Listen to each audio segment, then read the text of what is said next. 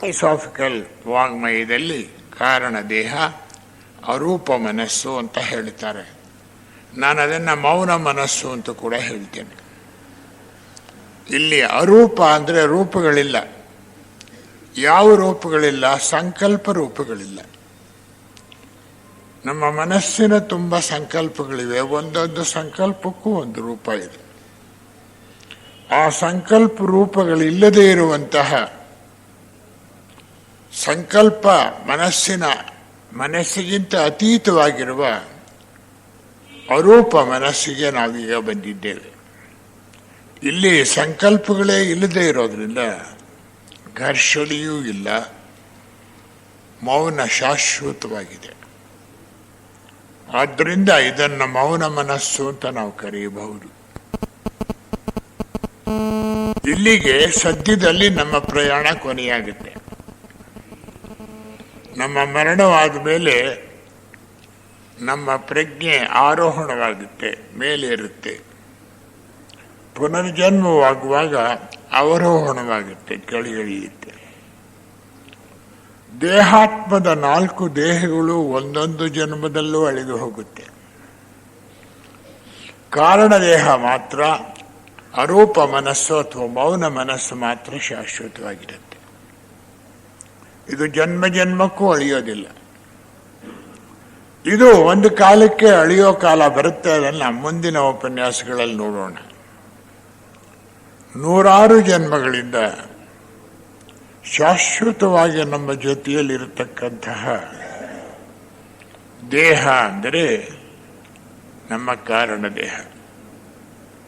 ಕಾರಣ ದೇಹ ಜೀವಾತ್ಮನ ಪ್ರಾರಂಭ, ರೂಪ ಮನಸ್ಸು ದೇಹಾತ್ಮದ ಕೊನೆ. ಈ ಕಾರಣ ಮನಸ್ಸು ಕೂಡ ನಾ ಹಿಂದೆ ಹೇಳಿದ ಹಾಗೆ ಮೃಗ ಜನ್ಮದಲ್ಲಿಯೇ ಪ್ರಾರಂಭವಾಯಿತು, ಅಸ್ಪಷ್ಟವಾಗಿ.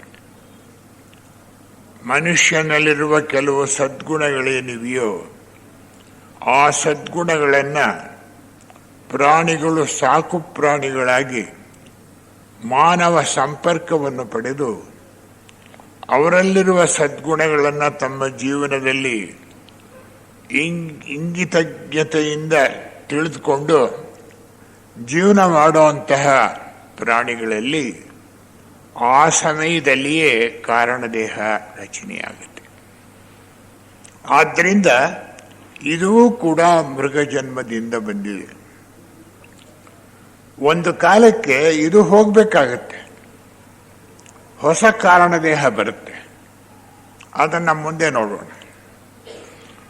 ನಾನು ಹಿಂದೆ ಹೇಳಿದ ಹಾಗೆ ನಮ್ಮ ವೇದಾಂತ ಭಾಷೆಯಲ್ಲಾಗಲಿ ಉಪನಿಷತ್ ಭಾಷೆಯಲ್ಲಾಗಲಿ 2 ಉಪನಿಷತ್ತುಗಳನ್ನು ಬಿಟ್ಟರೆ, ತೈತ್ರಿಯೋಪನಿಷತ್ತು ಮತ್ತು ಮಹಾನಾರಾಯಣ ಉಪನಿಷತ್ತು, ಇವೆರಡನ್ನು ಬಿಟ್ಟರೆ ಉಳಿದ ಉಪನಿಷತ್ತುಗಳಲ್ಲಾಗಲಿ ಯೋಗ ವಾಸಿಷ್ಠದಲ್ಲಾಗಲಿ ಮತ್ತಿನ್ಯಾವ ಉಪನಿಷತ್ ಭಗವದ್ಗೀತೆಗೆ ಸಂಬಂಧಪಟ್ಟ ಗ್ರಂಥಗಳಲ್ಲಾಗಲಿ ಅನುಭವ ದೇಹದ ಬೇರೆ ಪ್ರತ್ಯೇಕ ವಿವರಣೆ ಇಲ್ಲ.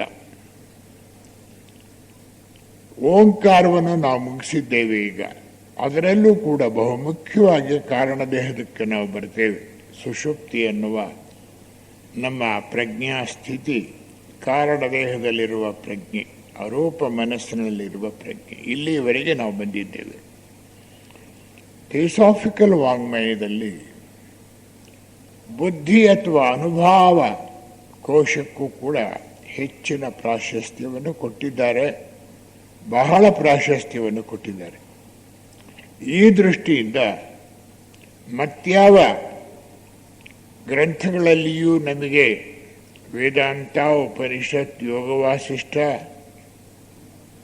ಹಾಗೂ ಇನ್ನಿತರ ಗ್ರಂಥಗಳಲ್ಲಿ ಇದರ ವಿವರಣೆ ಇಲ್ಲದೆ ಇರೋದರಿಂದ ಆ ಒಂದೇ ಒಂದು ಭಾಗ ಬುದ್ಧಿಯ ವಿವರಣೆಗೆ ಹೆಚ್ಚು ಪ್ರಾಶಸ್ತ್ಯ ಕೊಡುವಂಥದ್ದು ಗಾಯತ್ರಿ ಮಂತ್ರ.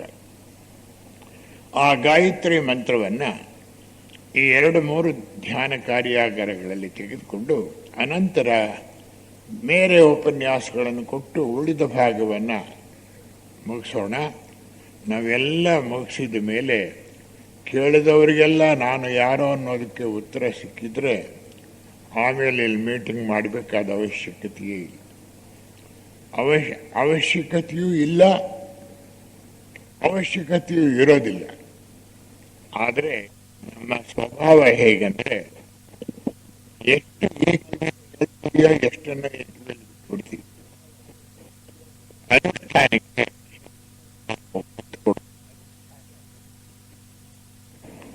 ಆದ್ದರಿಂದ ಬರಿಯ ಶ್ರಾವಕರಂತೆ ಇದ್ದ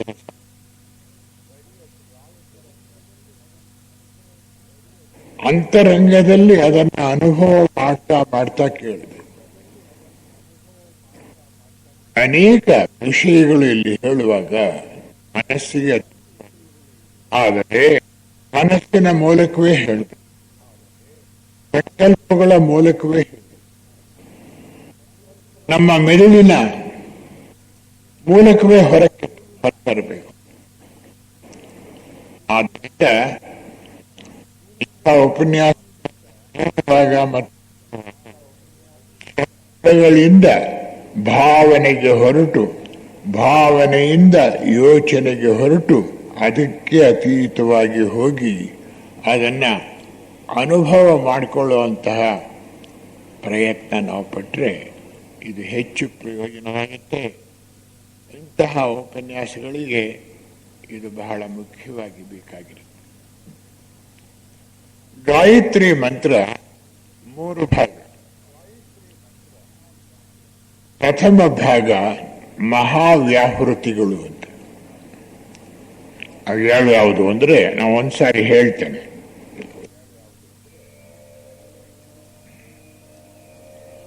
ಓಂ ಭೂ ಓಂ ಭುವಃ ಓಂ ಸ್ವಃ ಓಂ ಮಹಃ ಓಂ ಜನಃ ಓಂ ತಪಃ ಓಂ ಸತ್ಯಂ ಓಂ ತತ್ಸವಿತುರ್ವರೆಣ್ಯಂ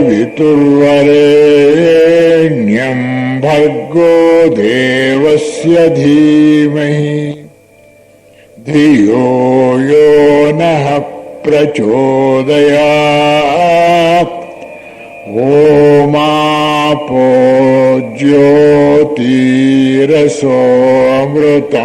ಬ್ರಹ್ಮ ಭೂರ್ಭುವಸ್ಸುವರೂ.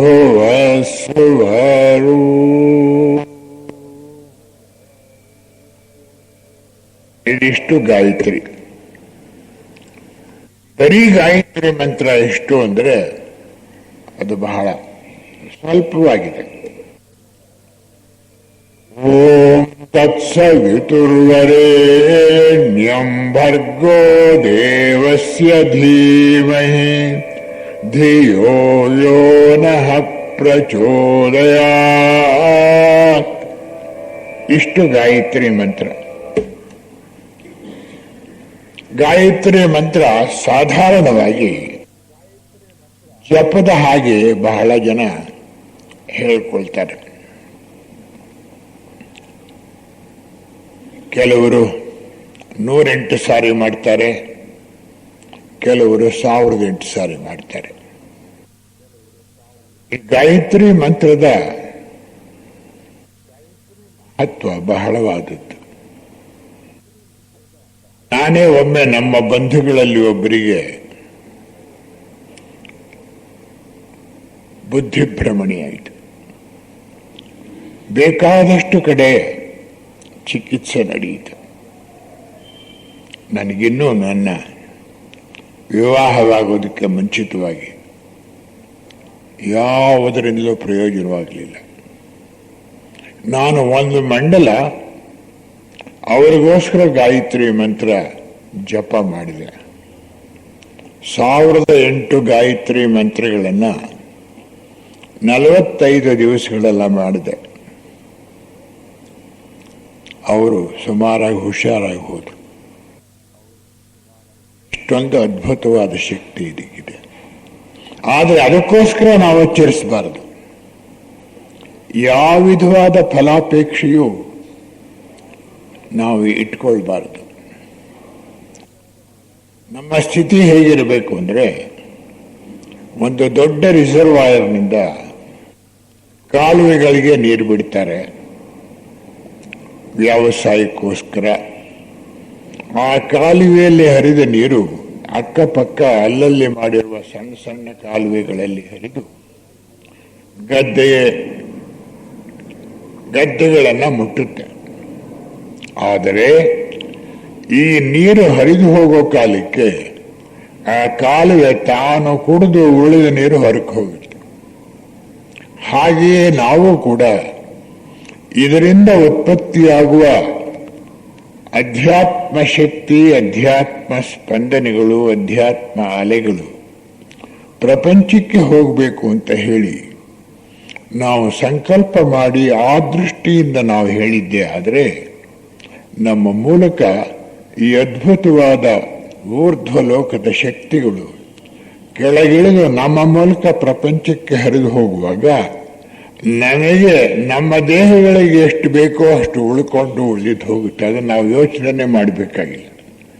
ನಮ್ಮ ಮೂಲಕ ಹರಿದು ಹೋಯಿತು ಅಂದರೆ ಹರಿದು ಬಂದ ಜಾಗದ ಯಾವ ಕೋಶಗಳು ಸಿಕ್ಕುತ್ತೋ ಅವಕ್ಕೆಲ್ಲ ಅದರ ಪ್ರಭಾವ ಬಂದು ಅದು ಹೊರಕ್ಕೆ ಹೋಗುತ್ತೆ.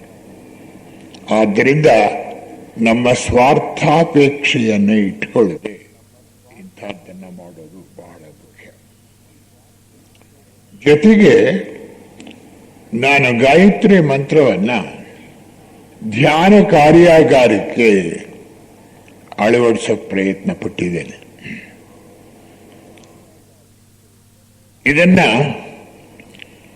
ಉಪನಯನ ಮಾಡುವ ಸಂದರ್ಭದಲ್ಲಿ ಕೆಲವು ಜನಗಳಲ್ಲಿ ತಂದೆಯೋ ಅಥವಾ ಪುರೋಹಿತರೋ ಆ ಒಟುವಿಗೆ ಬ್ರಹ್ಮಚಾರಿಗೆ ಒಂದು ಶಲ್ಯ ಹೊದಿಸಿ ಆ ಜನವಾರದ ಅಲ್ಲಿ ಒಂದು ಗಂಟಿರುತ್ತೆ, 3 ಜನವಾರದಲ್ಲಿ ಒಂದು ಗಂಟಿರುತ್ತೆ.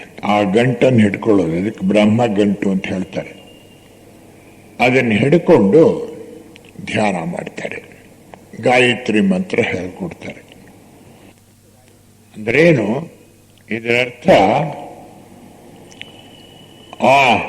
ಮುಚ್ಕೊಂಡು ಹೇಳೋ ಒಂದು ರಹಸ್ಯವೇ ಇದು ಅಲ್ಲ.